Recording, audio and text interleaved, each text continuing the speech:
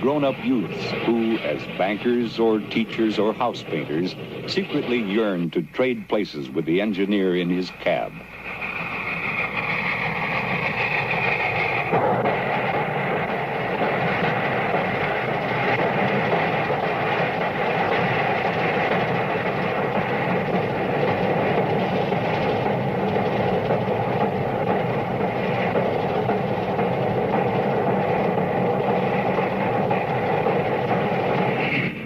The sight of Big Boy fighting the grades of Wyoming Sherman Hill was, to these aficionados, a picture more treasured than any in the world's galleries.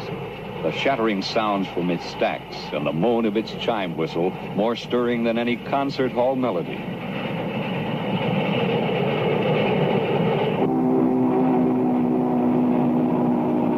Rugged and powerful, it was on call around the clock.